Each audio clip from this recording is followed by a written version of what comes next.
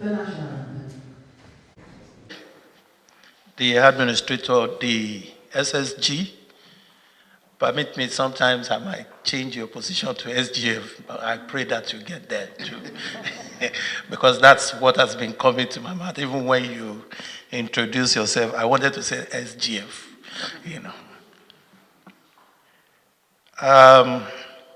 Cabinet members here present, distinguished colleagues, we're here on this auspicious occasion as members of the Committee on Public Assets. The very first time that the National Assembly will be having this kind of committee. Born out of the report we had in the Ninth Assembly when another committee was constituted to investigate federal government abandoned assets all over the Federation, which I chaired in the Ninth Assembly. This assignment was supposed to last us for 6 weeks, but after the end of tenure, 3 years after we were established, we were unable to cover the field. The new leadership in the wisdom now considered having a standing statutory committee, which we have now put in our law, which is now the Committee on Public Assets. This committee is empowered by the law of the National Assembly, our standing order, to look into the usage, the status, and the possible disposal of all federal government assets in all the states of the Federation and outside of the country, all over the world. We are equally mandated to look at the seized assets as a procedure of crimes, particularly working with ICPC, EFCC, to ensure that Nigeria gets the full benefit of the disposal of such assets. In one of our assignments, we have come here today to look at the PPP arrangement entered into by Nigerian Ports Authority. And for your information, sir, we have some officials of NPA here with us. We came in yesterday. We were at the Port Harcourt port.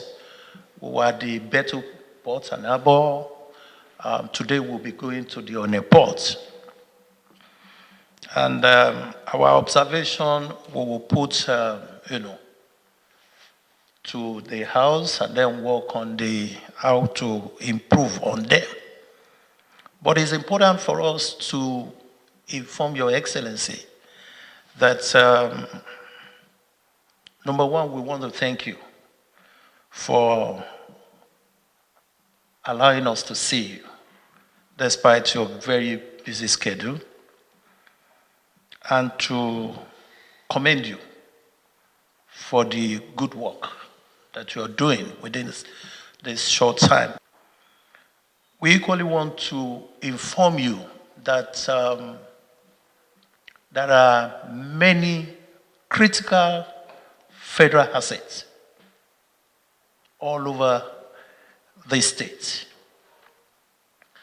And we feared the cases of vandalism and extreme terrorism against those critical assets. And we want to implore you as we come here, because we'll still be coming back to look at those assets. We want to implore you to continue to give your best to secure those assets. The state economy is the lifeblood of the country. And I believe that if this state is peaceful and secure, Nigeria will be a better place. It starts from here for me. And We don't know how you're going to do it. But I'm sure that Mr. President has so much confidence in you to have appointed you for this onerous task. We don't want to take too much of your time. We just want to appreciate you once again. And to inform you, lastly, sir, that a summit will be coming up very soon, which we would like your state to really participate in. Our letter will be coming, sir.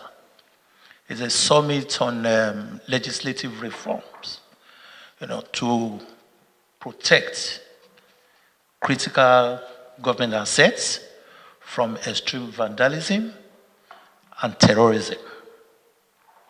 There is no gainsaying about the level of vandalism of our pipelines around this area. And not just that, telecommunications equipment, power sector, all of these things are going to be looked at holistically, and we will be wanting your participation in it. Thank you very much for your time, sir. God bless you. Cheers. It is with profound appreciation and a deep sense of duty that I welcome our guests, the members of the House of Representatives Committee on Public Assets, to Rivers State, and particularly to the Government House this morning on this very important oversight visit. Your presence here today is not only timely, but also instructive, as it underscores the commitment of the National Assembly to ensuring the efficient use and effective management of federal assets across the Federation. Permit me to begin by expressing my heartfelt gratitude to the chairman of the committee for the kind words of encouragement and unwavering support. Your visit to Rivers State, and particularly to the facilities of Nigerian Ports Authority in Port Harcourt area, is timely and significant, given the strategic importance of the ports to our national economy and the pressing need to revitalize them. We are equally heartened by the continued support of the National Assembly to the well-being of our state and its people. Your dedication, especially in the challenging period following the declaration of the state of emergency in our dear state by His Excellency, President Bola Ahmed Tinubu, GCFR, President, Commander-in-Chief of the Armed Forces, is deeply appreciated. It is in this context that your visit assumes added relevance, and it provides an opportunity for on-the-spot assessment of key federal assets, particularly those under public-private partnerships, leaseholds, and concession agreements. Distinguished committee members, Rivers State, as you are well aware, serves as a critical hub for maritime, oil, and gas, and other industrial activities in Nigeria. Yet, we continue to grapple with numerous challenges in our infrastructure landscape. Years of neglect, vandalism, and underutilization have left many of our public assets in dire need of rehabilitation and strategic realignment. Amongst the assets currently operating under public-private partnership framework in the state are the on-a-port complex, various oil and gas service zones, and certain segments of the Nigerian Ports Authority facilities. While some of these partnerships have yielded appreciable results in enhancing operational capacity and boosting revenue, others remain underperforming due to weak regulatory frameworks, lack of accountability, and conflicting interest between stakeholders. A comprehensive assessment of these assets is therefore essential to determine their current state and chart a clear path forward. I believe that the National Assembly, through this committee, is well positioned to help fine-tune existing public-private partnerships arrangements by ensuring greater transparency, adherence to contractual obligations, and improved monitoring mechanisms. We must work together to ensure that these partnerships truly deliver value for money and serve the best interest of our people. It is also important to emphasize the significance of this oversight visit in evaluating the state of critical infrastructure in our state.